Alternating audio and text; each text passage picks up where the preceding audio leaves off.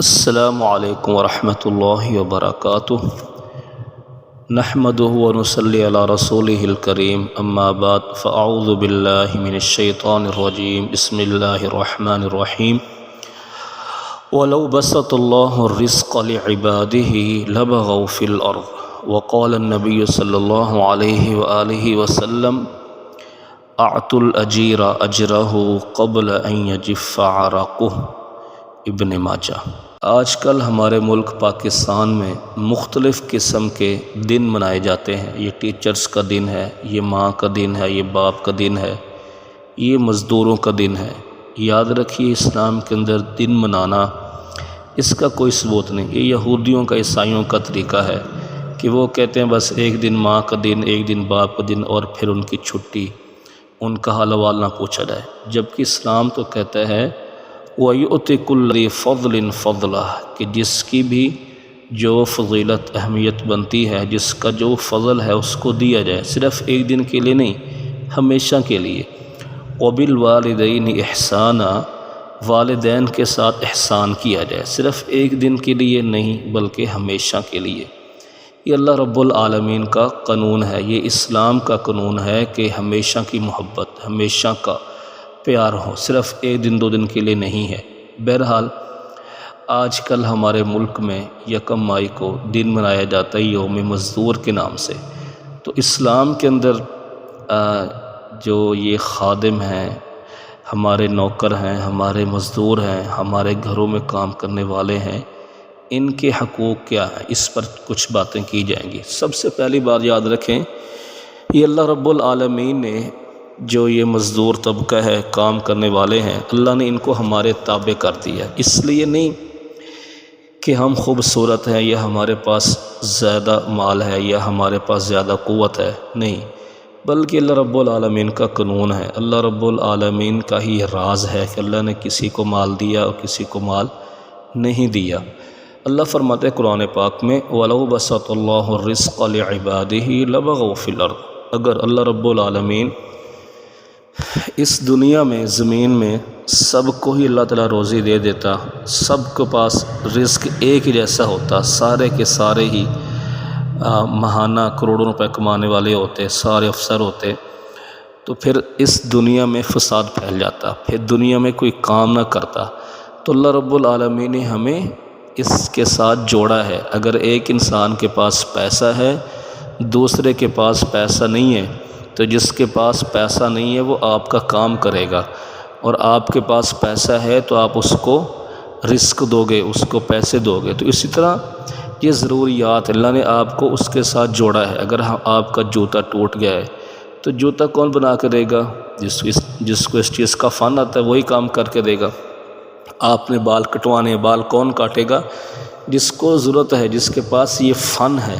تو اللہ نے ہمیں اس چیز کے ساتھ جوڑا ہے، لہٰذا یہ بات ذہن سے نکال دیں کہ اللہ نے آپ کو بہت کچھ دیا ہے، آپ اس کے لائق تھے، وہ آپ کے نوکر چاکر ہیں، آپ ان کے ساتھ توہین کریں، ایسا مسئلہ نہیں ہے۔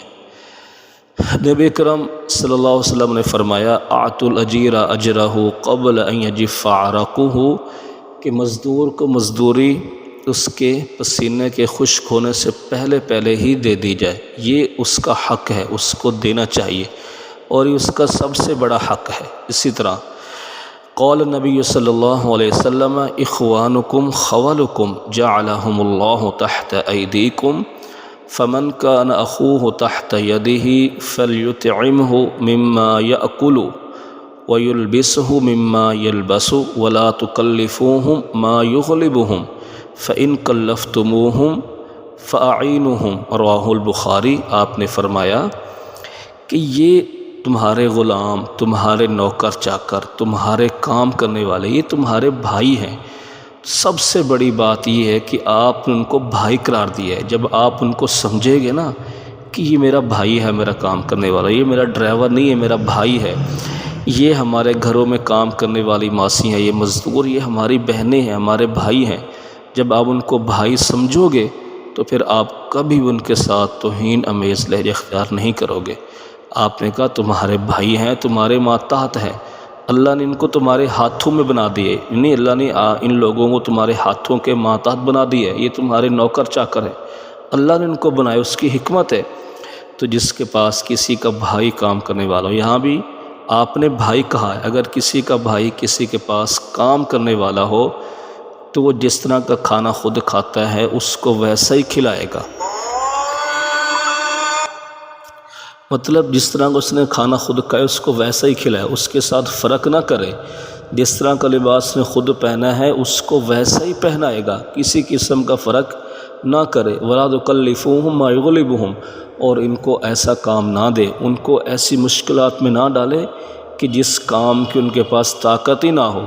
ہاں اگر کوئی مشکل کام بتا دیا ہے تو پھر اب فَأَعِينُهُمْ، تو پھر یہ اس کی مدد کرے گا، اس کے ساتھ کام مل کر کرے گا۔ سبحان اللہ، یہ ہے اسلامی تعلیمات۔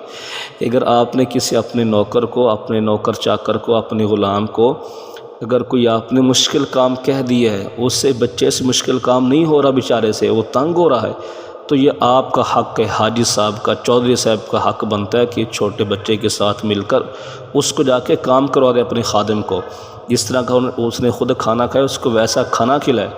یہ ہے اسلام کی تعلیمات۔ نمبر 3، قول رسول اللہ صلی اللہ علیہ وسلم اذا اتی احدکم خادمہ بطعامہ فإن لم يجلسه معه فليناولہ اکلۃ او اکلتین او لقمۃ او لقمتین فإنہ ولی حرہ وعلاجہ او کما قال، رواہ البخاری و مسلم۔ آپ نے فرمایا کہ اگر تمہارے پاس تمہارا خادم کوئی کھانا لے کے آتا ہے، کوئی بازار سے پھل لے کے آتا ہے، کوئی اس نے آپ کے لیے چیز بنائی ہے، تو اس کو اپنے ساتھ بٹھائیں، اس کو ساتھ بٹھا کر کھانا کھلائیں۔ اگر وہ آپ کے ساتھ نہیں بیٹھتا، اس کو آپ نہیں بٹھاتے، تو آپ اس کو 1 لقمہ 2 لقمے وہاں سے دے دیں کہ وہ اس نے آپ کے لیے کام کیا ہے، اس نے جب ہنڈیاں بنائی، اس نے جب آپ کے لیے کوئی چیز بنائی ہے، بازار میں گیا، اس نے مشقت اٹھائی ہے، اس کو تکلیف پہنچی ہے، لہٰذا آپ اس کو اپنے ساتھ بٹھائیں، نہیں تو اس کو